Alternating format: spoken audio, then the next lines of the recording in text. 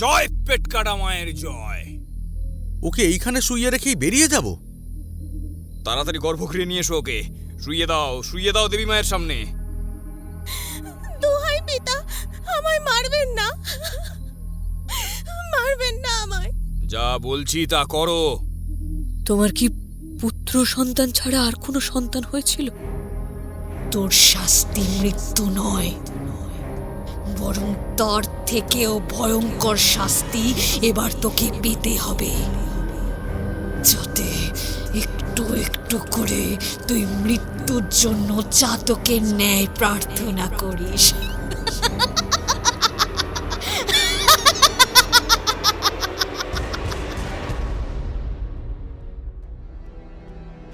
আপনারা শুনছেন অনু audio films. প্রতি সপ্তাহে আমরা আপনাদের জন্য নিয়ে আসি তারানাথ তান্ত্রিকের রোমাঞ্চকর কিছু গল্প। আজ আপনি শুনবেন অনিকেত পাল দেবনাথের কলমে পেটকাটা দেবীমা। গল্প শুনে ভালো লাগলে অবশ্যই আমাদের চ্যানেলটি সাবস্ক্রাইব করে বেল আইকন প্রেস করে রাখবেন। আর গল্প শুনে আপনাদের কেমন লাগলো আপনার মূল্যবান মতামত আমাদের কমেন্ট বক্সে জানাতে ভুলবেন না। শুরু হচ্ছে আজকের গল্প, অনিকেত পাল দেবনাথের কলমে পেটকাটা দেবীমা।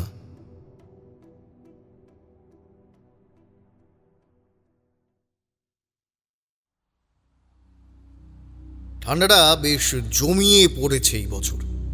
প্রত্যেক দিনের এই একঘেয়েমি জীবন থেকে মন উঠে যাচ্ছিল আমার। এবার একটা বনভোজনের আয়োজন না করলেই নয়। ঠিক করলাম আমি, কিশোরী, তারানাথ সকলে মিলে এই বছর কোনো এক মনোরম পরিবেশে গিয়ে জমিয়ে বনভোজনের আয়োজন করব। কিশোরীকে আমার পরিকল্পনা বলতেই দেখলাম সে উৎসাহে লাফিয়ে উঠে বলল, আরে বাস, এই জানো তো, বেশ কয়েকদিন যাবৎ আমারও মনটা কিন্তু বনভোজন করছিল। তবে বনভোজনের জন্য এমন কোন একটা স্থান অনুসন্ধান করতে হবে যেই স্থানকে প্রকৃতি তার উৎকৃষ্ট মানের সৌন্দর্য ও সৌরভ দিয়ে সযত্নে সাজিয়ে রেখেছে। কলকাতার এই ধোঁয়া ধুলো হইহট্টগোল আর ভালো লাগছে না। তবে কিশোরীর অত্যুৎসাহকে এবার আমি কিছুটা নিরসন করেই বললাম, দাঁড়াও, আগেই এত লম্পজম্প করো না। বনভোজনে কি শুধু তুমি আর আমি যাবো নাকি? দেখো তারানাথ কি বলেন। উনি না বলে দিলে তো সব পরিকল্পনাই মাটি হয়ে যাবে বৎস। শেষের দিকে কথাটা সামান্য কৌতুক করেই বলেছিলাম, তবে আমার কথায় কিশোরী বেশ উচ্চস্বরেই প্রতিবাদ করে বলে উঠল, না, তারানাথকে তো যেতেই হবে বনভোজনে। তার গল্প ছাড়া বনভোজনের আড্ডাই যে জমবে না। ঠিক করলাম আজ বিকেলেই আমি আর কিশোরী যাব তারানাথের বাড়ি। সন্ধ্যায় আমাদের আড্ডার জন্য কয়েকটা তেলে ভাজা সঙ্গে নিয়ে চললাম তারানাথের বাড়ির উদ্দেশ্যে। সঙ্গে তারানাথের জন্য নিলাম একটা পাসিং শোয়ের প্যাকেট। মটলেন হাউসে পৌঁছে দরজায় কড়া নাড়তেই ভেতর থেকে পরিচিত গম্ভীর গলায় শুনতে পেলাম, আসছে। তারানাথের গলা পেলেও তারানাথ কিন্তু দরজা খুললেন না, খুলল চারি। আমাদের দেখে মুখে এক গাল হাসি টেনে এনে চারি বলল, আসুন। ওর হাতে তেলে ভাজার থলেটা ধরিয়ে দিয়ে আমরা চলে এলাম তারানাথের কাছে। দেখলাম সান্ধ্য পুজোয় বসেছেন। আমাদের দেখেই একটু হেসে একটা ভেলকি দেখিয়ে তিনি বললেন, আমি জানি তোমরা কি প্রস্তাব নিয়ে এসেছো। একটু অপেক্ষা করো, আমি আগে সন্ধ্যারতিটা সেরে নিই, তারপর না হয় বনভোজন নিয়ে পরিকল্পনা করা যাবে। কথাটা শেষ করেই তিনি ঘণ্টা বাজিয়ে আরতি করতে শুরু করে দিলেন। বলা বাহুল্য, আমি এই ভেলকির জন্য মোটেও প্রস্তুত ছিলাম না। কি করে আমাদের বনভোজনের পরিকল্পনার কথা উনি জানলেন? মনের দরজায় এই প্রশ্ন বেশ সজোরেই ধাক্কা দিতে শুরু করলো আমার। কিশোরীর মুখের দিকে তাকিয়ে বুঝলাম তার মনের দরজাতেও সম্ভবত এই একই প্রশ্ন ধাক্কা দিচ্ছে। তবে এই মুহূর্তে আর তারানাথকে প্রশ্ন করার কোনো উপায় নেই। সান্ধ্য পুজো শেষ হওয়া পর্যন্ত অপেক্ষা করতেই হবে আমাদের। অগত্যা সন্ধ্যারতির দিকেই মন দিলাম দুজনেই। এই পুজো শেষে আমাদের হাতে প্রসাদ তুলে দিয়ে তারানাথ বললেন, আমি জানি তোমাদের মনের মধ্যে কি চলছে। আমি কিভাবে তোমাদের বনভোজনের পরিকল্পনার বিষয়ে জানলাম তাই ভাবছো তো? হ্যাঁ, একদম ঠিক ধরেছেন। কিভাবে জানলেন আপনি? এ আবার কিরকম ভেলকি? এ তো সামান্য বিষয়। বেশিরভাগ তান্ত্রিকেরই এরকম একটু আধটু ক্ষমতা থাকে। হ্যাঁ, আপনি কিভাবে এই ক্ষমতা অর্জন করলেন তা কি আমাদের বলা যাবে? সেই ক্ষমতা আমাকে মধুসুন্দরী দেবী দান করেছিলেন। শুধু এইটুকু বলেই তিনি চারিকে হাঁক দিয়ে বললেন, মা চারি, একটু মুড়ি মাখ তো দেখি, আর হ্যাঁ, সঙ্গে সবার জন্য চাও আনিস, কেমন? হ্যাঁ বাবা, আনছি। ভেতর থেকে বাবার নির্দেশের জবাব দিল চারি। এইবার তারানাথ আমাদের উদ্দেশ্য করে বললেন, বনভোজনে যেতে আমার কোনো সমস্যা নেই, তবে বছর 10 পূর্বে এমনই এক বনভোজনে গিয়ে এক অদ্ভুত লোকদেবীর দর্শন পেয়েছিলাম আমি। লোকদেবী মানে? লোকদেবী মানে কোনো নির্দিষ্ট অঞ্চলে পূজিতা এমন কোনো দেবী, যিনি পৌরাণিক ও তান্ত্রিক কোনো দেবীর আঞ্চলিক রূপ। আবার এমন দেবীও রয়েছেন যার হয়তো পুরাণের সঙ্গে কোনোরূপ কোনো সম্পর্কই নেই, শুধুমাত্র নির্দিষ্ট কোনো অঞ্চল বা লোক সমাজে যিনি যুগের পর যুগ ধরে পূজিত হয়ে আসছেন, নির্দিষ্ট কোনো মান্যতা বা লোককথার উপর ভিত্তি করে। কোন লোকদেবীর আশীর্বাদ পেয়েছিলেন আপনি? একটু অপেক্ষা করো, চারি চা মুড়ি মাখার তেলে ভাজাগুলো নিয়ে আসুক, তারপর না হয় আমার জীবনের এই আশ্চর্য কাহিনী তোমাদের শোনাবো। নতুন গল্প? বাহ, আড্ডাটা তাহলে বেশ জমে যাবে। শোনো, এটা তোমাদের কাছে গল্প হতে পারে, আমার জীবনে কিন্তু সেটা বাস্তব উপলব্ধি। বেশ জমে ওঠা একটা গল্পের আবহ বিগড়ে যেতে পারে ভেবে এইবার তাঁর দিকে একটা পাসিং শোয়ের প্যাকেট বাড়িয়ে দিয়ে আমি বললাম, আপনার জীবনের এত বিচিত্র সব অভিজ্ঞতা শোনার জন্যই তো আমরা বারবার আপনার কাছে এসে হাজির হই। আমার হাত থেকে পাসিং শোয়ের প্যাকেটটা নিয়ে সেখান থেকে একটা সিগারেট ধরিয়ে তাতে একটা লম্বা টান দিয়ে তারানাথ বললেন,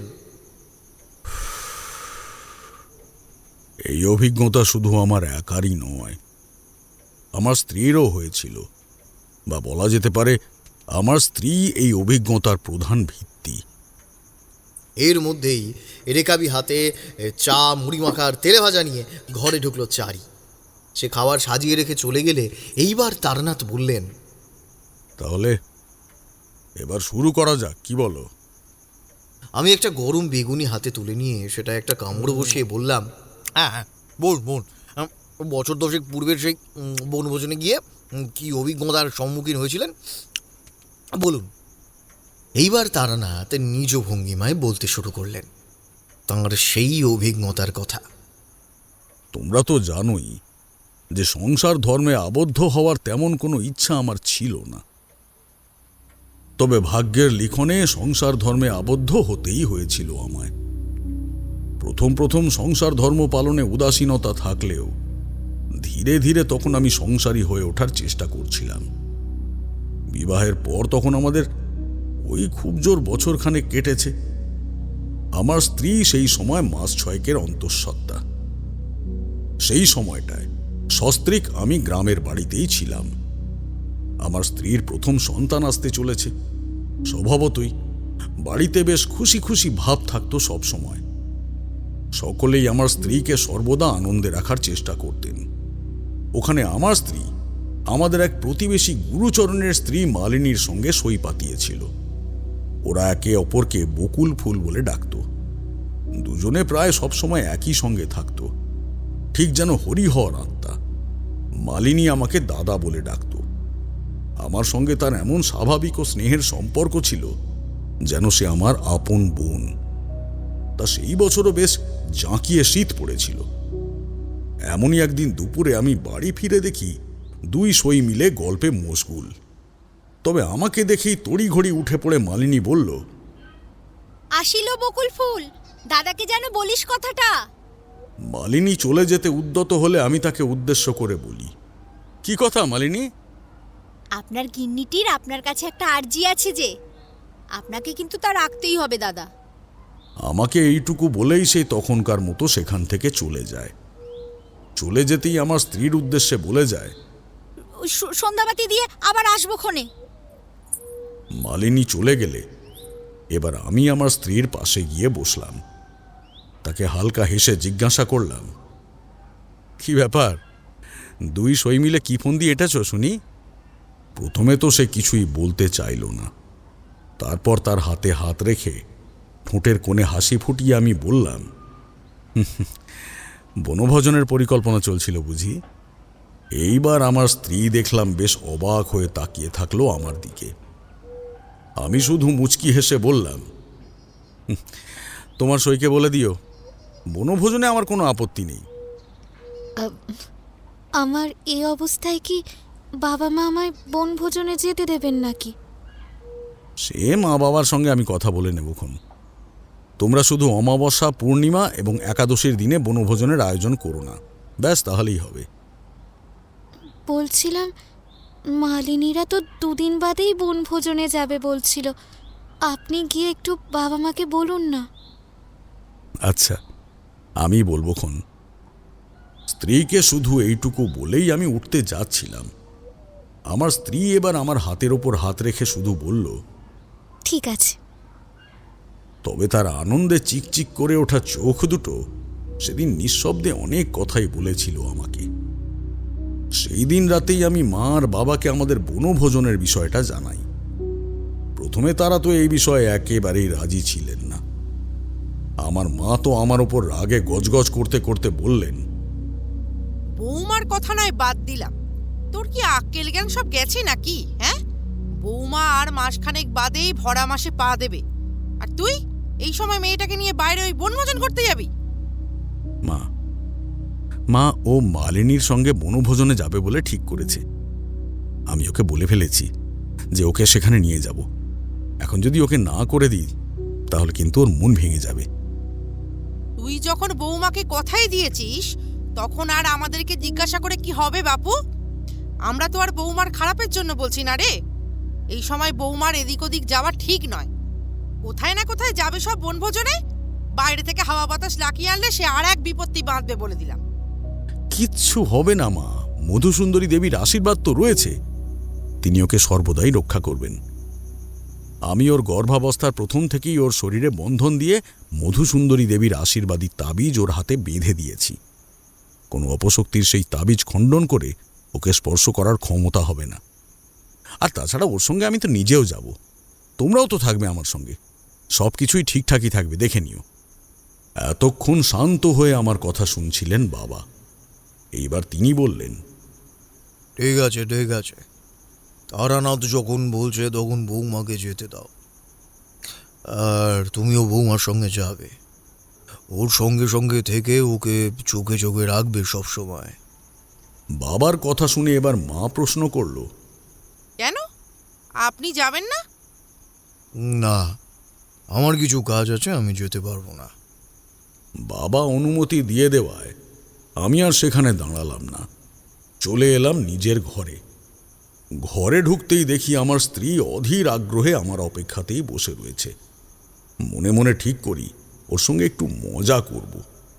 ও আমার দিকে উৎসুক হয়ে তাকালে আমি গলার স্বরে আফসোস ফুটিয়ে তুলে বলি, হ্যাঁ না গো, অনুমতি পাওয়া গেল না। মুহূর্তে মুখটা বদলে গেল ওর। বুঝলাম এইবার চোখ ফেটে জল নেমে আসতে চলেছে। এইবার হেসে বললাম, অনুমতি পাওয়া গিয়েছে। এবার কপট রাগ দেখিয়ে ও মাথা নিচু করে বলল, যান, কথা বলবেন না তো।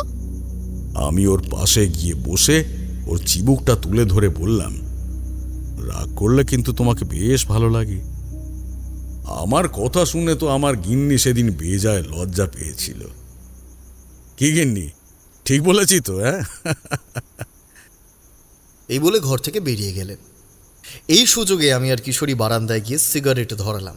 সিগারেটটা শেষ করে ঘরে এসে দেখি তারানাথ ওনার চেয়ারটায় বসে সিগারেট খাচ্ছেন। আমি কিছু একটা বলতে যাচ্ছিলাম, তার আগে আমাকে থামিয়ে দিয়ে বললেন, তোমাদের জন্য অন্দরমহল থেকে রসগোল্লা পাঠানো হয়েছে, নাও খেয়ে নাও। আজ একজন হাত দেখাতে এসেছিলেন, তিনি 1 হাঁড়ি নলেন গুড়ের রসগোল্লা দিয়ে গিয়েছিলেন। দেখলাম দুটো বাটিতে বেশ বড় বড় সাইজের খানকতক রসগোল্লা সাজিয়ে রাখা রয়েছে। আমি তার মধ্যে থেকে একটা রসগোল্লা মুখে পুড়ে দিয়ে কিশোরীকে বললাম, খাও খাও, তুমিও খাও, খাও। আমার কথা শেষ হতেই এইবার তারানাথ বললেন, যাই হোক, তোমরা রসগোল্লা খাও, আমি তাহলে আবার শুরু করি। তা পরদিনই আমরা 9 জন মিলে রওনা হলাম মুকুলপুর গ্রামের উদ্দেশ্যে। মোট 3টি মোটর গাড়ি ভাড়া করা হয়েছিল। আমার পরিবার থেকে আমি, আমার স্ত্রী এবং আমার মা গিয়েছিলাম। অপরদিকে মালিনীর পরিবার থেকে গুরুচরণ, মালিনী এবং মালিনীর 5ম বর্ষীয় পুত্র কৃষ্ণ গিয়েছিল বনভোজনে। এছাড়াও আমাদেরই আরেক প্রতিবেশী মুকুলেশ্বর আর তার স্ত্রী বিভাবতী এবং তাদের 9ম বর্ষীয়া কন্যা পারুলও ছিল আমাদের সঙ্গে। জায়গাটা ছিল মুকুলেশ্বরের শ্বশুরবাড়ির গ্রাম। আমাদের বীরভূমের বাড়ি থেকে বেশ খানিকটা দূরেই ছিল মুকুলেশ্বরের শ্বশুরবাড়ি। প্রায় একটা গোটা দিন লেগে যেত সেইখানে পৌঁছাতে। তাই ঠিক করেছিলাম আগের দিন আমরা মুকুলেশ্বরের শ্বশুরবাড়িতে গিয়ে রাত কাটাবো। তারপর পরদিন ভোরে উঠে আমরা বনভোজনের আয়োজন করব। সেই দিন বেলা থাকতে বনভোজন সেরে নিয়ে রাতটা ফের মুকুলেশ্বরের শ্বশুরবাড়িতে কাটিয়ে পরদিন আবার ভোর ভোর বাড়ির উদ্দেশ্যে রওনা দেব আমরা। মুকুলেশ্বরই ঠিক করেছিল তার শ্বশুরবাড়ির গ্রামে করা হবে ওই বনভোজন। তবে সারা দিন মোটর গাড়ির চাকা ঘুরতে থাকলেও পথ যেন আর শেষ হতে চাইছিল না।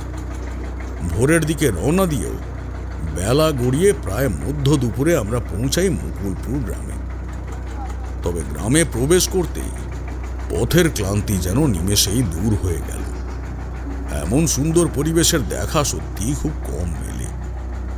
সেই গ্রামখানি যেন প্রকৃতির নিখুঁত তুলিতে আঁকা এক জীবন্ত চালচিত্র, যেখানে সবুজের নীরব প্রশান্তি, মাটির গন্ধ আর আকাশের নীলাভ বরণ এক সূত্রে মিলেমিশে মানব জীবনের সঙ্গে অবিচ্ছেদ্য হয়ে উঠেছে। এতক্ষণ পথের ক্লান্তিতে আমার মা কিছুটা গজগজ করছিলেন। এই সময়ে বৌমার এত দীর্ঘ যাত্রা সহ্য হবে তো? বারবার বলেছিলাম এসব করার কোনো প্রয়োজন নেই। তবে আমার কথা কেউ শুনলে তবে তো। হ্যাঁ, আমার আর কি। তবে এইবার দেখলাম তার মুখেও প্রশান্তির কোমল হাসির একটা সুস্পষ্ট রেখা উদ্ভাসিত হয়েছে। তিনি মুগ্ধ হয়ে জানালা দিয়ে বাইরে তাকিয়ে প্রকৃতির দৃশ্য দেখছেন। এইবার আমার চোখ পড়ল আমার স্ত্রীর দিকে। সেও দেখলাম মুগ্ধ দৃষ্টিতে প্রকৃতির দৃশ্য দেখছে। আমি তার দিকে তাকাতেই সেও দেখলাম আমার দিকে মুখটা ঘোরালো। একটা হালকা হাসি মুখে ফুটিয়ে তুলেই সে আবার জানলার বাইরে মুখ ফেরালো। তবে নীরবতা মেশানো সেই হালকা হাসিতেই তার হৃদয়ের গভীরে থাকা অনুভূতির ঢেউ এসে স্পর্শ করলো আমার হৃদয়ে। এরপর আর কিছুক্ষণের মধ্যেই আমরা পৌঁছালাম মুকুলেশ্বরের শ্বশুরবাড়ি। সেইখানে গিয়ে দেখলাম মুকুলেশ্বর মিথ্যা কিন্তু কিছুই বলেনি। তার শ্বশুরবাড়ি বেশ অবস্থাপন্ন পরিবার। বনভোজনের জন্য মুকুলপুর সঠিক স্থান হবে কিনা এই বিষয়ে আমার মনে কিছুটা দ্বিধা থাকায় তা মুকুলেশ্বরকে জানাতেই সে বলেছিল, প্রকৃতির এমন রূপ আর কোথাও পাবে না তুমি। আর থাকা খাওয়া নিয়ে কোনো চিন্তা করো না। আমার শ্বশুরমশাইয়ের টাকার অভাব নেই। তাদের দোতলা বাড়িতে প্রায় 25 থেকে 30টা ঘর রয়েছে। আমার শ্বশুরমশাই প্রভূত সম্পত্তির অধিকারী, বিভাবতী ওনার একমাত্র মেয়ে। এত বড় বাড়িতে মাত্র 4 জন মানুষ থাকেন। আমার শ্বশুরমশাই বামাচরণ মুখুজ্জে, শাশুড়ি মা রেভাবতী মুখুজ্জে এবং ভৃত্য আছে একজন, ওর নাম ভজন, আর আছে দাসী বীণা। আমি তোমাকে আশ্বস্ত করছি ওখানে তোমাদের খুব একটা অসুবিধা হবে না। ওনারা খুবই মাটির মানুষ। আমরা পৌঁছাতেই দেখলাম বামাচরণ বাবু তার ভৃত্য ভজনকে সঙ্গে নিয়ে বাড়ির বাইরেই আমাদের জন্য অপেক্ষা করছেন।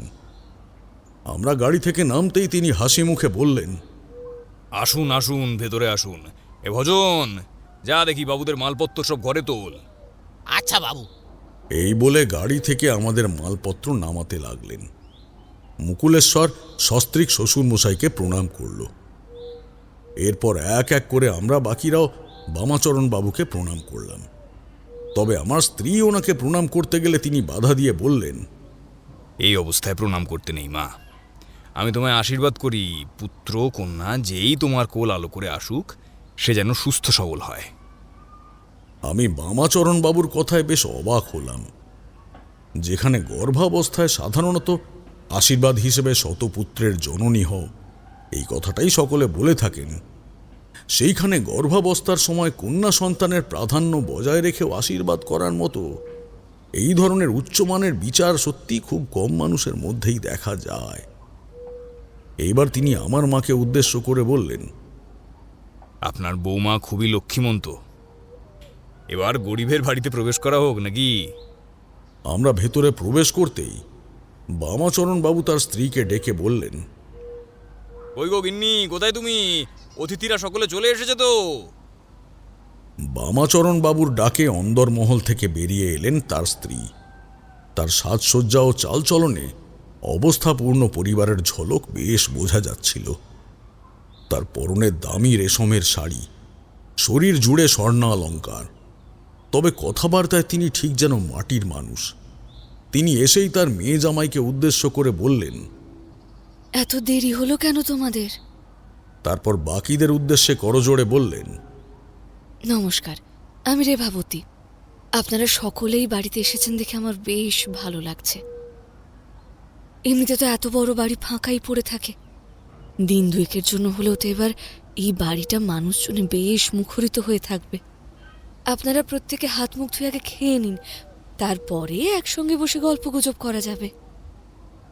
এতটা পথ মোটর গাড়ি করে এসেছেন, তার উপর বেলা গড়িয়ে গিয়েছে। আপনাদের খুব খিদে পেয়েছে নিশ্চয়ই। এইবার প্রথমে মুকুলেশ্বর এবং বিভাবতী এবং তারপর আমরা প্রত্যেকেই পরপর প্রণাম করলাম রেভাবতী দেবীকে। তবে আমার স্ত্রীর বেলায় দেখলাম তিনি বললেন, এ বাড়ির অন্দরে থেকে এমন কাজ করো না মা। তুমি আমায় প্রণাম করলে পেট কাটা মাঝে আমার উপর রুষ্ট হবেন। আমি তোমায় এমনি আশীর্বাদ করছি, তুমি সুস্থ সন্তানের জন্ম দেও। শুধু এইটুকু বলেই এবার তিনি তার মেয়েকে উদ্দেশ্য করে বললেন, বিভা মা, তুমি সকলকে খাবার টেবিলে নিয়ে এসো। বিনা খাবার বাড়ছে, আমি ওর হাতে হাতে একটু ওদিকটা সাজিয়ে দিই। খেতে বসে তো দেখি এলাহি আয়োজন করেছেন রেভাবতী দেবী। 2-3 রকমের মাছ, মাংস, রকমারি মিষ্টান্ন কিছুই বাদ দেননি তিনি। আমরা প্রত্যেকেই বেশ তৃপ্তি ভরে খেয়েছিলাম সেদিন। খাওয়া সেরে উঠতেই দেখি সন্ধে হয়ে এসেছে প্রায়। এইবার বামাচরণবাবু নিজে সঙ্গে গিয়ে আমাদের প্রত্যেককে নিজেদের ঘর দেখিয়ে দিলেন। দোতলার ঘরগুলোতে পরপর আমাদের শোয়ার ব্যবস্থা করেছিলেন তিনি। তিনি আমাদের উদ্দেশ্য করে বললেন, তোমরা সবাই একটু বিছানায় গা এলিয়ে নাও। এতটা পথ এসেছো তোমরা, বেশ ধকল তো হয়েই যে তোমাদের। তবে এবার আমি তাকে বাধা দিয়ে বললাম, সন্ধ্যা হতে চলেছে, আমার মতে এখন আর শোয়াটা ঠিক হবে না। আর পথে যা ঝাঁকুনি গিয়েছে তাতে এখন আমরা শুলেই শীঘ্রই ঘুমিয়ে পড়ব। আর সন্ধ্যার সময় শুয়ে থাকা উচিত হবে না। তার থেকে বরং সবাই মিলে একটু গল্প গুজব করা যাক, তাহলে সন্ধ্যাটা বসলে আজ একটু তাড়াতাড়ি নৈশভোজ সেরে শুয়ে পড়া যাবে। কাল আবার তো খুব ভোরে উঠতেও হবে। দেখলাম আমার কথাতে সকলেই সহমত পোষণ করল। তারপর সকলে মিলে একসাথে কিছুক্ষণ নানা বিষয় নিয়ে কথা বলার পর গুরুচরণ একসময় বামাচরণ বাবুকে প্রশ্ন করে, আপনাদের এত বড় বাড়ি, থাকেন মাত্র 4 জন, কখনো ভূত দেখেননি? ভূত? এ বাড়িতে যতদিন পেট কাটা মা রয়েছেন ততদিন ভূত, প্রেত, দৈত্য, দানব কারোরই এ বাড়ির দিকে নজর দেওয়ার ক্ষমতা হবে না। পেট কাটা দেবী? এরকম কোনো দেবীর নাম তো আমি কখনো শুনিনি। আমি কথাটা কৌতূহল নিয়েই বলি। আমার কথায় মুখে ভক্তিভাব এনে 2 হাত জোড় করে উনি বললেন, জয় পেট কাটা মায়ের জয়। মা, তুমি সকলকে রক্ষা করো মা, সকলকে রক্ষা করো। বলে প্রণাম করে বামাচরণ বাবু বললেন, বেশ রাত হয়েছে, এখন আর নয়। কাল সকালে মায়ের মন্দির খুললে তোমরা সকলে আগে মাকে দর্শন করো, তারপর মায়ের এই বিশেষ রূপের বিষয়ে তোমাদের জানাবো। এখন মায়ের দর্শন করা যায় না? দেবীর এরকম অদ্ভুত নাম কেন? এখন যে মায়ের দর্শন সম্ভব নয় বাবা। পেট কাটা মাকে আমাদের গ্রামের প্রত্যেকেই খুব মানেন। মা যে খুব জাগ্রত, মায়ের করুণা অপার। প্রত্যেক দিন প্রথম প্রহরের শুরুতে মায়ের মন্দির খোলা হয়। গ্রামবাসীরা যে যা পারেন তা দিয়েই মায়ের পুজোর আয়োজন করেন। ঠিক অপরাহ্ন পর্যন্ত চলে মায়ের পুজো। তারপর ফের মায়ের মন্দির বন্ধ করে দেওয়া হয়। একমাত্র মা নিজে চাইলে তবেই মায়ের মন্দিরের দরজা এই নিয়মের বাইরে গিয়ে খোলা সম্ভব। মা নিজে চাইলে বলতে? এইবার কিছুটা অবাক হয়েই প্রশ্নটা করলাম আমি। আমার প্রশ্নের উত্তরে এবারে মুখে একটা হাসি টেনে এনে শান্ত স্বরে বামাচরণ বাবু বললেন, মায়ের অনুমতি ছাড়া অপরাহ্নের পর যে আর মন্দিরের দরজা খোলা যায় না। কেন, আমার মেয়ে জামাই তোমাদেরকে আমাদের বাড়ির অধিষ্ঠাত্রী মায়ের সম্বন্ধে কিছুই কি বলেনি কখনো? উত্তরে এবার বিভাবতী কিছুটা দ্বিধা নিয়েই বলল, না বাবা, আসলে দেবী মায়ের বিষয়ে ওনারা কিছুই জানেন না, বলা হয়ে ওঠেনি আসলে। বিভাবতীর কথার রেশ ধরেই মুকুলেশ্বর বলল, হ্যাঁ বাবা, এই বিষয়ে এনারা কেউই তেমন কিছুই জানেন না। এর মধ্যেই রান্নাঘর থেকে বিনার গলা শোনা গেল, গরম গরম লুচি আর পায়েস তৈরি হয়ে গিয়েছে, নৈশভোর সাজিয়ে দেব কর্তা বাবু। বিনার কথা শেষ হতে না হতেই রান্নাঘর থেকে বেরিয়ে এলেন রেভাবতী দেবী। তিনি শশব্যস্ত হয়ে বললেন, বাকি কথা আবার পরে হবে, লুচি ঠান্ডা হয়ে যাবে, আগে সকলে খেয়ে নেবেন চলুন, তারপর আবার গল্প হবে। তবে খাওয়া দাওয়ার শেষে আর গল্পের আসর বসল না। সকলেরই ধকল গিয়েছিল সারাদিন। পরদিন আবার সকাল থেকে বনভোজনের আয়োজনও করতে হতো, তাই সকলেই একটু তাড়াতাড়ি শুয়ে পড়েছিলাম আমরা। এতদূর পর্যন্ত বলে থামলেন তারা না। ফের একটা সিগারেট বের করে সেটা ধরিয়ে একটা লম্বা টান দিলেন তিনি। তারপর ফের বলতে শুরু করলেন, রাত তখন শেষের দিকেই হবে। আচমকাই একটা গোঙানির শব্দ শুনে ঘুমটা ভেঙে গেল আমার। ঘুম ভেঙে উঠে বসে দেখি পাশে শুয়ে ব্যথায় কাতরাচ্ছে আমার স্ত্রী। আমি কিছুটা ঘাবড়ে গিয়েই ওকে ডেকে বলি, কি হলো, কি হলো তোমার? পেটে পেটে খুব যন্ত্রণা করছে। মাকে ডাকবো? না না, থাক, এখন এখন অনেক রাত হয়েছে, মা ঘুমোচ্ছেন, ওনাকে আর বিরক্ত করা ঠিক হবে না।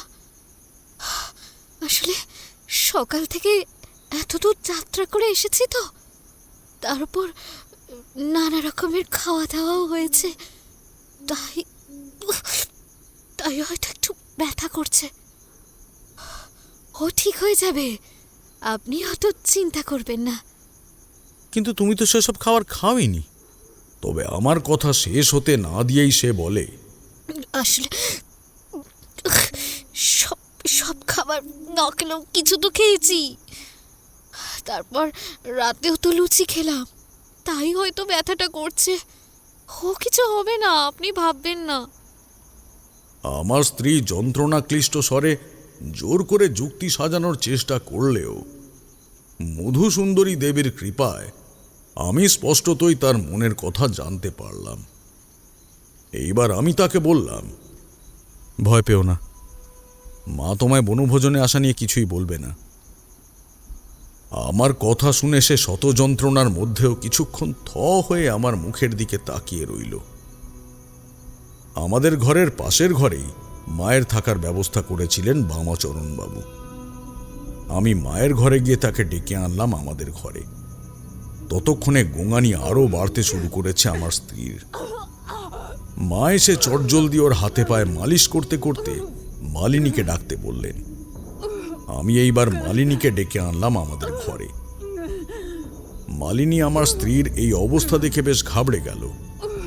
সে আমার স্ত্রীর কাছে এসে বলল, কিছু হবে না বকুল ফুল, সব ঠিক হয়ে যাবে সব। তারপর সে ছুটল বিভাবতীকে ডাকতে। কিছুক্ষণের মধ্যেই আমাদের ঘরে চলে এলেন সকলেই। গুরুচরণ, বিভাবতী, মুকুলেশ্বর, এছাড়াও বামাচরণ বাবু, রেভাবতী দেবীও ঘরে এসে আমার স্ত্রীর অবস্থা দেখে ব্যাকুল হয়ে উঠলেন। ততক্ষণে ওর গোঙানি চিৎকারে পরিণত হয়েছে। এইবার আমার মনে একটা খটকা লাগতেই আমি আমার স্ত্রীর হাতে মধুসুন্দরী দেবীর তাবিজটা রয়েছে কিনা সেটা দেখতে উদ্যত হলাম। তবে আমি অবাক হলাম এটা দেখে যে আমার স্ত্রীর হাতে তখনও সেই তাবিজটা অর্থাৎ মধুসুন্দরী দেবীর তাবিজটা বাঁধাই রয়েছে। মধুসুন্দরী দেবীর এই তাবিজ থাকার পরেও আমার স্ত্রীর ওপরে কোনো অপশক্তির প্রভাব কিভাবে পড়তে পারে সেইটা আমি কিছুতেই বুঝে উঠতে পারছিলাম না।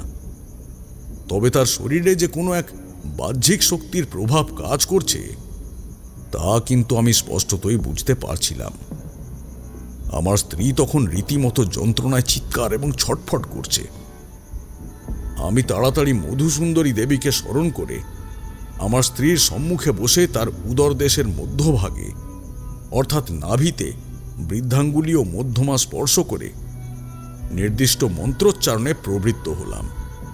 কিন্তু নাভিতেই কেন? তারানাথের কথার মাঝেই প্রশ্নটা আমি করে বসলাম। কিশোরীও দেখলাম আমার কথার সূত্র ধরেই কৌতূহল প্রকাশ করে বলল, আর বৃদ্ধাঙ্গুলি ও মধ্যমাই বা কেন? পুরাণ মতে নাভিকে জীবন এবং সৃজনশীলতার উৎস হিসেবে বিবেচনা করা হয়। নাভি জন্ম এবং জীবনের প্রতীক হিসেবে বিবেচ্য। তোমরা নিশ্চয়ই জানো ভগবান বিষ্ণুর নাভি হতে উদ্গত পদ্ম থেকে ব্রহ্মার জন্ম হয়, যিনি মহাবিশ্বের স্রষ্টা, এবং এই পদ্ম থেকেই ব্রহ্মা জগৎ সৃষ্টির কাজ শুরু করেন। পৌরাণিক কাহিনী অনুসারে মহাজাগতিক আদি শোষণের পর বিষ্ণু যখন অনন্ত শয্যায় শায়িত ছিলেন তখন তার নাভি থেকে এক পদ্ম উদ্যত হয় এবং সেই পদ্মের ওপর থেকে আবির্ভূত হন ব্রহ্মা। সেই কারণেই গর্ভবতী মায়ের নাভির মধ্যে দিয়েই মাতৃদেহ ও গর্ভস্থ শিশুর পারস্পরিক সংযোগ সম্পন্ন করা সম্ভব হয়ে থাকে। এছাড়াও মন্ত্রপাঠের ক্ষেত্রে বৃদ্ধাঙ্গুলি এবং মধ্যমার বিশেষ গুরুত্ব রয়েছে। বৃদ্ধাঙ্গুলি হচ্ছে শক্তি এবং একাগ্রতার প্রতীক, যা জপের মূল ভিত্তি স্থাপন করে, এবং মধ্যমা হৃদয়ের সঙ্গে সরাসরি যুক্ত, যা মন্ত্রের মাধ্যমে আত্মাকে শক্তিশালী করতে এবং মনকে শান্ত রাখতে সাহায্য করে, কারণ এটি আধ্যাত্মিক সংযোগ স্থাপন করে। যাই হোক, এইবার প্রধান প্রসঙ্গে আসা যাক। কথাটা বলে ফের তার অভিজ্ঞতার কথা বলতে শুরু করলেন তারানাথ। তবে মন্ত্রপাঠের সময় আমি বুঝলাম যে আমি যতই মন্ত্র পাঠ করি না কেন তা এই মুহূর্তে আমার স্ত্রীর যন্ত্রণা নিরসন করতে খুব একটা কার্যকর হবে না। আমার থেকেও ঢের গুণ বেশি শক্তিশালী কিছুর প্রভাব আমার স্ত্রীর ওপরে কাজ করছে। বাবু, দিদিমণিকে পেট কাটা মায়ের থানে নিয়ে গেলে কেমন হয়? দিদিমণি পোয়াতি, হতে পারে ওনার হাওয়া বাতাস লেগেছে। বামাচরণ বাবুকে উদ্দেশ্য করে এবার কথাটা বলে ভজন। উত্তরে উদ্বিগ্ন গলাতেই বামাচরণ বাবু বললেন, কিন্তু মা না চাইলে সূর্য না ওঠা পর্যন্ত মায়ের মন্দিরের দরজা খোলা যায় না। তাহলে কি করা যায় বাবু? দিদিমণি যে ব্যথায় আর থাকতে পারছেন না। ফের বামাচরণ বাবুকে উদ্দেশ্য করে কথাগুলো বলে ভজন। সেইটাই তো ভাবছি। ভজনের কথার উত্তরে শুধু এইটুকুই বলেছেন বামাচরণ বাবু। আচমকাই সকলের কানে ভেসে আসে ঘণ্টার ধ্বনি। সেই ধ্বনি কানে আসতেই এবার কিছুটা উৎসাহী হয়ে বামাচরণ বাবু বললেন, ঘন্টার শব্দ শুনতে পাচ্ছ সকলে? মা মনে হয় এই মেয়ের কষ্টে সাড়া দিয়েছেন। আরে ভজন, যা নিচে যা, গিয়ে দেখে আয় মন্দিরের দরজা খুলেছে কিনা। এখনই যাচ্ছি বাবু। বলেই সেও কিছুটা উৎসাহিত হয়ে ঘর থেকে বেরিয়ে গেল। আর কিছুক্ষণের মধ্যেই ঘরে ফিরে এসে সে বলল, মন্দিরের দরজা খোলা। ও মা, মা মা মা নিজেই দরজা খুলেছেন গো। মা নিজেই দরজা খুলেছেন। আমি জানতাম মেয়ের কান্নায় মা কি আর ঘুমিয়ে থাকতে পারেন? মা ঠিক জেগে উঠবেন। কথাগুলো বলেই এবার আমাকে উদ্দেশ্য করে বামাচরণ বাবু বললেন, ওকে নিয়ে এসো পেট কাটা মায়ের মন্দিরে।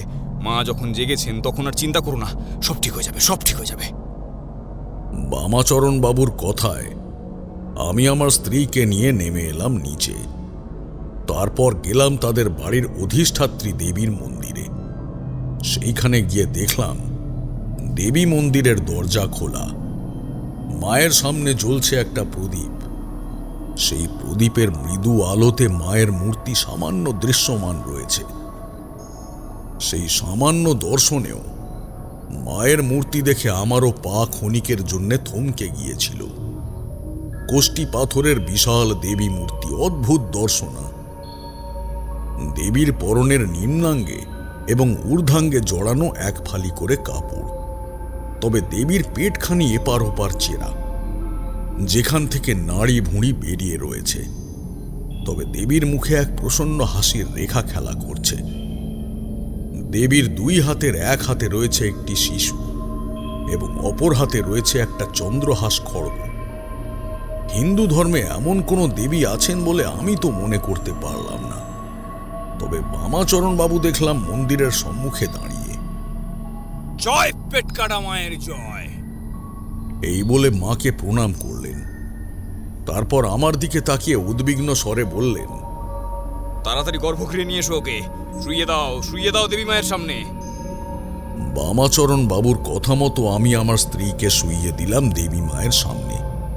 তারপর তিনি আমায় বললেন, বেরিয়ে চলো। তার গলায় হঠাৎ করে একটা গম্ভীর আদেশের সুর ফুটে উঠল। আমি বললাম, ওকে এইখানে শুইয়ে রেখেই বেরিয়ে যাব? আমার কৌতূহলী প্রশ্নকে পাত্তা না দিয়েই তিনি বললেন, যা বলছি তা করো। আমি আর কথা না বাড়িয়ে ওনার সঙ্গে গর্ভগৃহের বাইরে বেরিয়ে এলাম। আমরা গর্ভগৃহের বাইরে বেরিয়ে আসতেই আবার এক অদ্ভুত কাণ্ড ঘটল। আপনা থেকেই বন্ধ হয়ে গেল গর্ভগৃহের দরজা। আমি ঘাবড়ে গিয়ে দরজায় ধাক্কা দিতে যাব, তৎক্ষণাৎ বামাচরণ বাবু শান্ত অথচ আদেশের সুরে বললেন, মায়ের কাজে বাধা দিও না। মা যা চাইছেন তা করতে দাও। মা মঙ্গলময়ী, সব মঙ্গল করবেন। ততক্ষণে প্রায় সকলেই ঠাকুর দালানে এসে উপস্থিত হয়েছেন। সকলের মুখেই চিন্তার রেখা সুস্পষ্ট। সেইখানে উপস্থিত সকলেই এই অদ্ভুত ঘটনার সাক্ষী হয়েছেন। এইবার আমি আর নিজের মনের মধ্যে চলমান হাজারো প্রশ্নকে গোপন করে রাখতে পারলাম না। বামাচরণ বাবুকে উদ্দেশ্য করে প্রশ্ন করলাম, কে এই দেবী? হিন্দু ধর্মে এই দেবীর কথা তো কখনো শুনিনি। আমার প্রশ্ন শেষ হতেই এবার রেভাবতী দেবী শান্ত গলায় বললেন, আমি বলছি এই দেবীর বিষয়ে। এই দেবী বংশ পরম্পরায় আমাদের কুলদেবী। তবে আমাদের বলতে আমার স্বামীর দিকের কুলদেবী নন তিনি। এই দেবী আমরা উত্তরসূরি হিসেবে মাতৃত্ব সূত্রে পেয়ে থাকি। শুধু এই দেবী নন, আমাদের এই বিশাল বাড়ি, জমিদারি সবটাই আমরা মাতৃত্বের উত্তরসূরি হিসেবেই পেয়ে থাকি। আমার পরে যেমন এই বিশাল সম্পত্তির উত্তরসূরি হবে আমার মেয়ে বিভাবতী ও জামাই মুকুলেশ্বর। তাদের পরে সম্পত্তি পাবে আমার নাতনি পারুল। আমাদের বংশ পরম্পরায় এই প্রথাই চলে আসছে। রীতি অনুসারে আমার মৃত্যুর পর শ্রাদ্ধ শান্তি মিটে যাওয়া পর্যন্ত মায়ের মন্দির বন্ধ থাকবে। তারপর মায়ের মন্দিরের দরজা আমার মেয়ে বিভাবতীকেই খুলতে হবে। তখন আবার নতুন করে শুরু হবে মায়ের পুজো। এই রীতি এই বাড়িতে চলে আসছে যুগের পর যুগ ধরে। এই বাড়িতে এই রীতি চলে আসার কারণও হচ্ছেন আমাদের দেবী মা স্বয়ং। রেভাবতী দেবী বলে চললেন তার পরিবারের ইতিহাস, যা একেবারেই সমাজের চিরাচরিত নিয়মের ভিন্ন ধারায় বয়ে চললেও এর পেছনে রয়েছে এক করুণ পরিণতি। তিনি বলে চললেন, এই বাড়িতে এখন মাত্র 4 জনকে দেখতে পাচ্ছ তোমরা। তবে এক সময় এই বাড়িতে নারী পুরুষ মিলিয়ে একসঙ্গে 1/2 শতাধিক মানুষ বসবাস করতেন। শুধু মুকুলপুর নয়, আশেপাশের আরও 10টা গ্রামে সিংহরায় পরিবারের নাম ও প্রতিপত্তি ছিল। সিংহরায়রা জমিদার হলেও গ্রামবাসীরা তাদের পরিবারের পুরুষদের রাজা ও নারীদের রানী বলেই সম্বোধন করত। সমাজে জনদরদি পরিবার হিসেবেই খ্যাতি ছিল সিংহরায়দের। তবে বিপত্তিটা শুরু হয় রাজা ধর্মেন্দ্র সিংহ রায়ের আমলে। তিনি আদতে প্রজাদরতি হলেও তিনি ছিলেন কন্যা সন্তানের ঘোর বিরোধী। প্রচলিত আছে কোনো এক জ্যোতিষী নাকি তার ভাগ্য পরীক্ষা করে বলেছিলেন তার কপালে পুত্র প্রাপ্তির সুখ নেই। জ্যোতিষীর কথা শুনে প্রথমটায় তিনি তেমন গুরুত্ব না দিলেও তার স্ত্রী রানী মুক্তকেশী দেবী পর পর 3 বার কন্যা সন্তানের জন্ম দেওয়ায় এরপর চিন্তামগ্ন হয়ে পড়েন রাজা ধর্মেন্দ্র সিংহ রায়। ইতিমধ্যেই মুক্তকেশী দেবী আবারও গর্ভবতী হন। এবার রাজা ধর্মেন্দ্র সিংহ রায় স্ত্রীর গর্ভের সন্তানের লিঙ্গ জানার জন্য পূর্ব থেকে উতলা হয়ে ওঠেন। মুক্তকেশী দেবী যখন 7ম মাসের অন্তঃসত্ত্বা, তখন ধর্মেন্দ্র সিংহ রায় বাড়ির দাইমাকে খবর পাঠান তার আসন্ন সন্তানের লিঙ্গ নির্ধারণের জন্য। দাইমা সে নারী পরীক্ষা করে কিছুটা আফসোসের সুরেই বলেন, আপনার আবার কন্যা সন্তানই হতে চলেছে রাজাবাবু। দাইমার কথা শুনে এবার একেবারে ভেঙে পড়েন ধর্মেন্দ্র সিংহ রায়। এরপরেই পুত্র প্রাপ্তির আশায় তিনি যান এক তন্ত্র সাধকের কাছে। তবে সেই তন্ত্র সাধক পুত্র প্রাপ্তির উপায় হিসেবে রাজা ধর্মেন্দ্র সিংহ রায়কে এক অমানবিক কুটিল তন্ত্রক্রিয়ার প্রস্তাব দেন। সেই তন্ত্রক্রিয়ায় ধর্মেন্দ্র সিংহ রায়কে তার পূর্বের 3 কন্যা সন্তানকে একসঙ্গে বলি দিতে হবে এবং সেই রক্ত তার স্ত্রীকে পান করতে হবে। তন্ত্র সাধক বলেন, তোর কপালে পুত্র যোগ আমি এনে দেব, তবে তার জন্য তোকে কন্যা বলি দিতে হবে। আর মাত্র 2 দিন বাদেই মহা অমাবস্যা, সেই রাতেই করতে হবে এই মহাযজ্ঞ। তোর 3 কন্যাকে নিজ হস্তে প্রকৃতির কাছে বলিদান দিয়ে চাইতে হবে পুত্র। এই যজ্ঞ সঠিকভাবে সম্পন্ন করতে পারলেই তোর স্ত্রীর গর্ভে কন্যা সন্তানের বদলে আসবে পুত্র সন্তান। পুত্রপ্রাপ্তির লোভে ধর্মেন্দ্র সিংহ রায় তখন এতটাই অন্ধ হয়ে গিয়েছিলেন যে তিনি কোনো কিছু না ভেবেই তন্ত্র সাধকের প্রস্তাবে রাজি হয়ে যান। তবে ধর্মেন্দ্র সিংহ রায় মুক্তকেশী দেবীকে এই বিষয়ে জানালে তিনি কিছুতেই এই নির্মম হত্যালীলায় সম্মত হলেন না। এক মা কি কখনোই পারেন তার নারী ছেঁড়া সন্তানের কোনরূপ ক্ষতি করতে? মুক্তকেশী দেবী টুকরে কেঁদে উঠে স্বামীর পা জড়িয়ে ধরে বসে পড়লেন মাটিতে। কাঁদতে কাঁদতে বললেন, আমাদের পুত্রের কি প্রয়োজন? আমরা আমাদের কন্যাদেরই পুত্র সমগুণী করে তুলব। এর উত্তরে চিৎকার করে ধর্মেন্দ্র সিংহ রায় বলেন, পুত্রের স্থান কখনোই কন্যা দিতে পারে না, আমার পুত্রই চাই। কান্না ভেজা গলায় মুক্তকেশী দেবী স্বামীকে বোঝানোর চেষ্টা করে বললেন, পুত্র সন্তান আমিও চাই, তবে আমাদের কন্যারাও আমাদের সন্তান। পুত্র প্রাপ্তির জন্য কন্যাদের কেন বলি দিতে হবে? এ কেমন নিদান! আপনি পারবেন পিতা হয়ে এই নির্মম বর্বরতা করতে?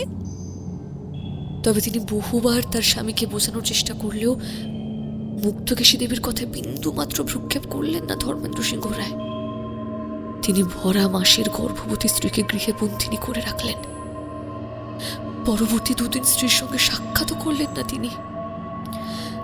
গৃহবন্দিনী হয়ে ক্রমাগত কেঁদে চললেন মুক্তকেশী দেবী। তিনি কান্না ভেজা গলায় শুধু বলে চললেন, দয়া করে এই পাপ আপনি করবেন না, ঈশ্বর আপনাকে ক্ষমা করবেন না। অপরদিকে ধর্মেন্দ্র সিংহ রায় তন্ত্র সাধকের কথা মতো অমাবস্যা তিথিতে নানাবিধ রীতি মেনে মহাযজ্ঞের আয়োজন করলেন।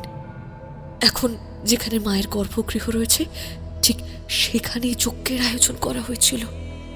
ঠিক ঠিক যেখানে মায়ের মূর্তি প্রতিস্থাপিত রয়েছে সেখানেই ছিল বলির জন্য হাড়ি কাঠ।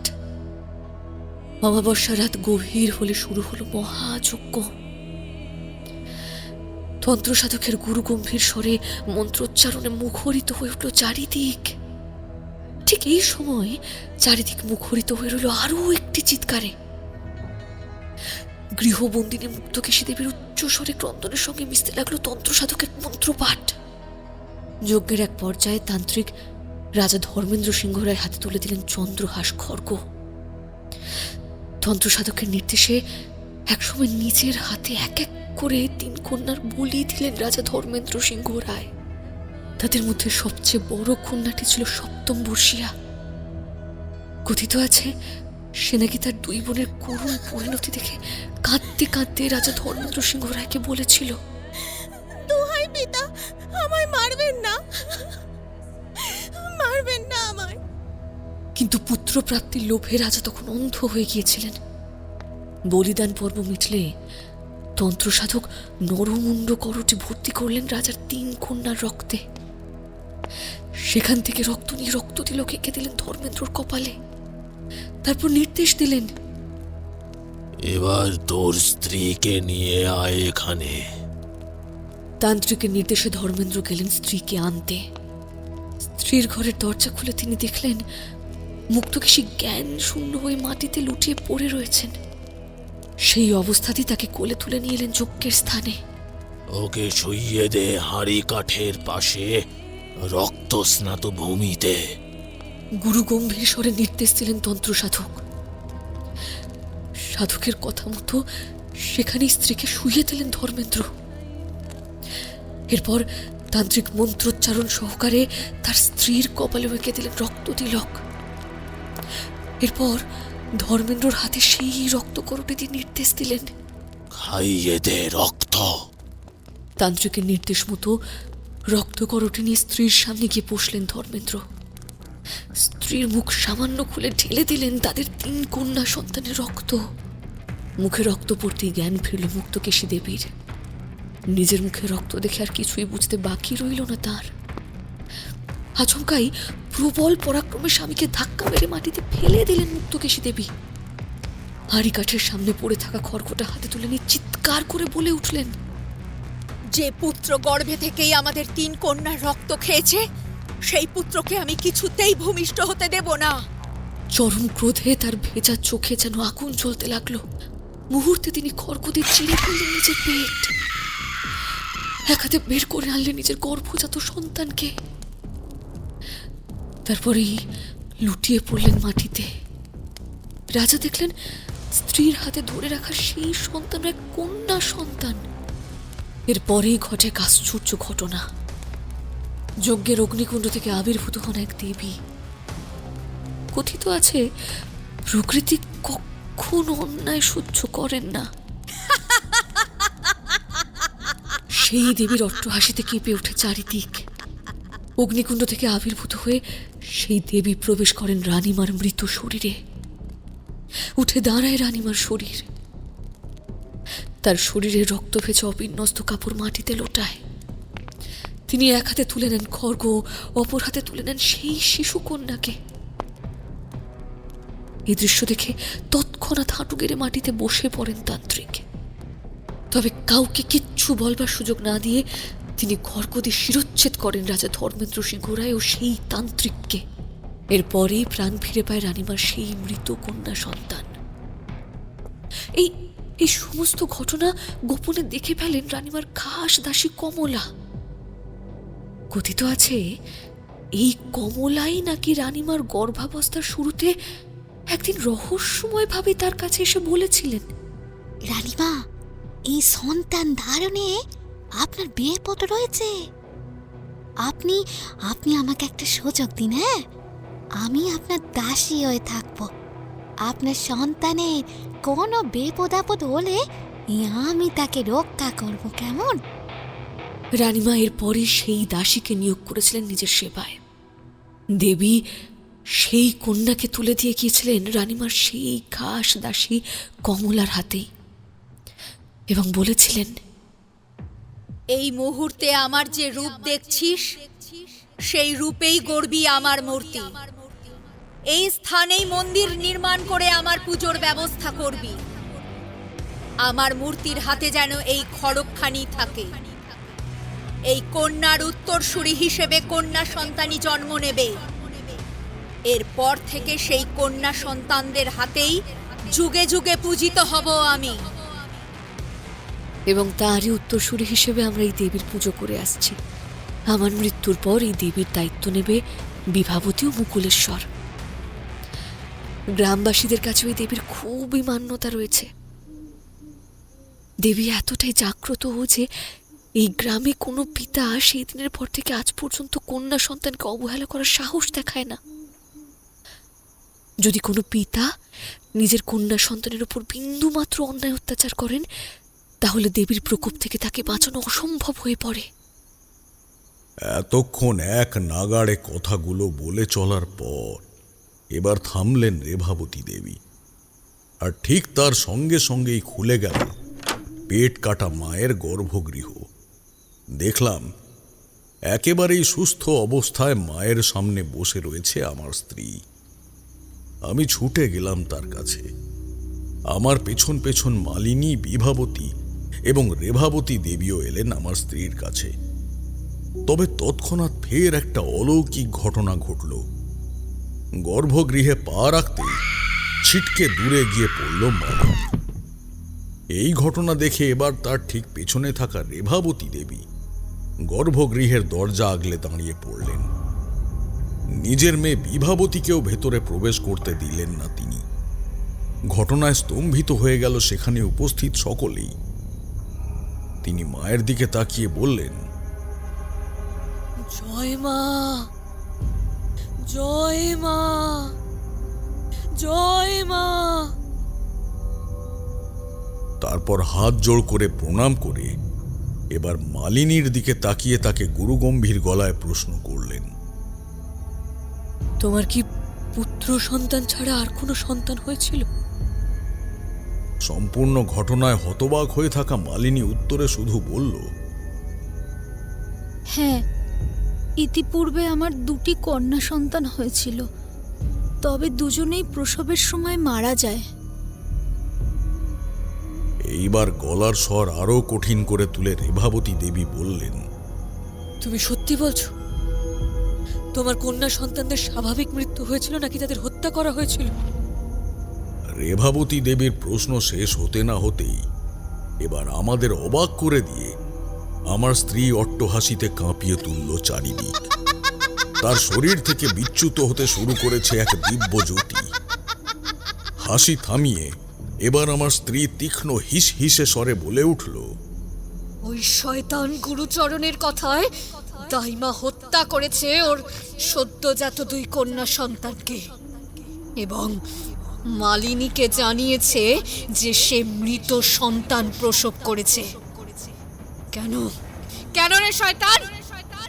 কন্যা সন্তানের প্রতি তোর এত ঘৃণা কেন?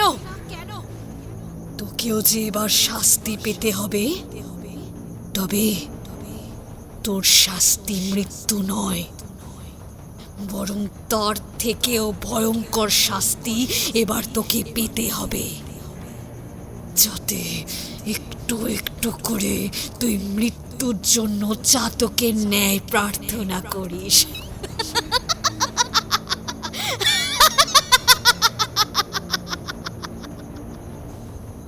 আমার স্ত্রীর কথা শেষ হতে না হতেই দেবী মূর্তির মধ্যে থেকে এক আলোক রেখা সরাসরি এসে প্রবেশ করল গুরুচরণের শরীরে। মুহূর্তে মাটিতে লুটিয়ে পড়ল গুরুচরণ। এই দৃশ্য দেখে চিৎকার করে কান্নায় ভেঙে পড়ল মালিনী।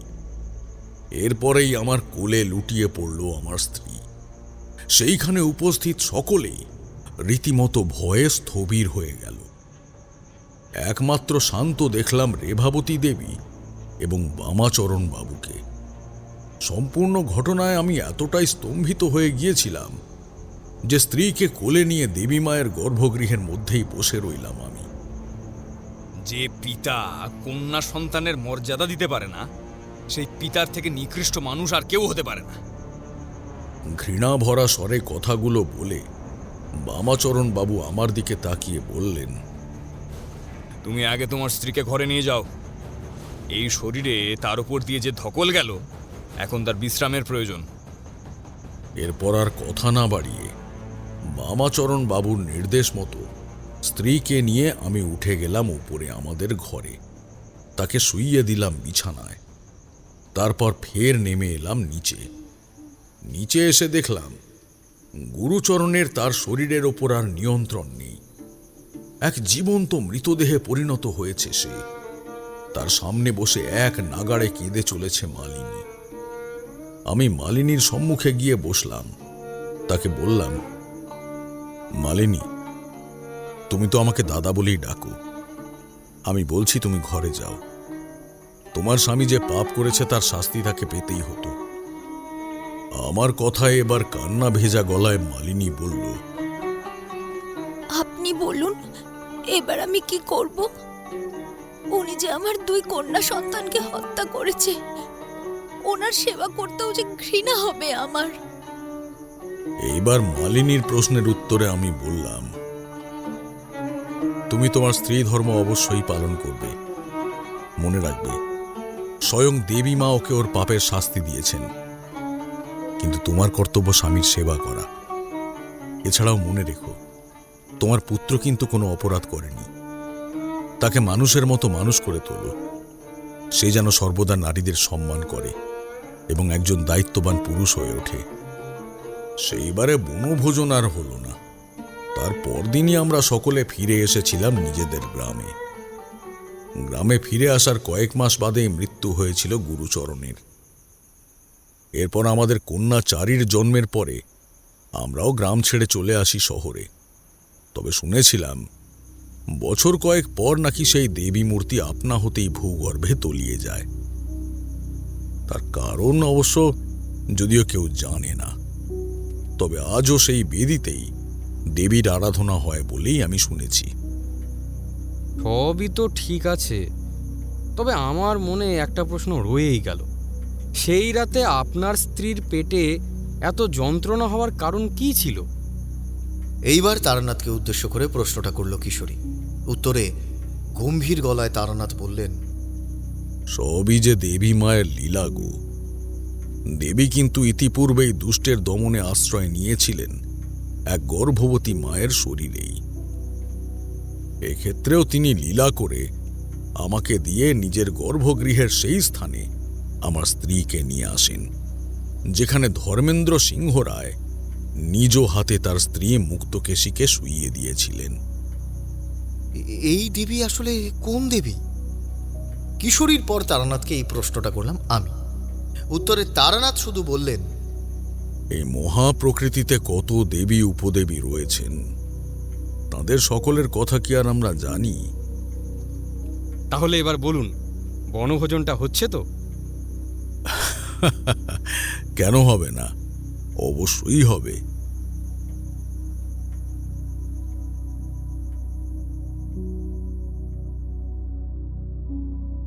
শুনছিলেন অনিকেত পাল দেবনাথের গল্প পেটকাটা দেবীমা।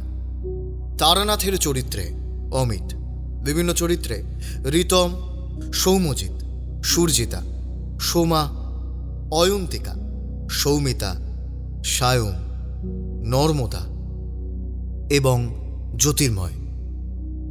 সমগ্র গল্পের কণ্ঠাভিনয় নির্মাণ করেছে ঋতুরা স্টুডিও। সমগ্র গল্পের কণ্ঠ সম্পাদনা, ধ্বনি সম্পাদনা এবং আবহ সম্পাদনা করেছে 62 APA স্টুডিও। গল্প শুনে ভালো লাগলে অবশ্যই আমাদের চ্যানেলটি সাবস্ক্রাইব করে বেল আইকন প্রেস করে রাখবেন। আর গল্প শুনে আপনার কেমন লাগলো, আপনার মূল্যবান মতামত আমাদের কমেন্ট বক্সে জানাতে ভুলবেন না। তাহলে আগামী সপ্তাহে আবারও একটি রোমাঞ্চকর তারানাথ তান্ত্রিকের গল্প নিয়ে হাজির হব আমরা। ততক্ষণ পর্যন্ত স্টে টিউনড।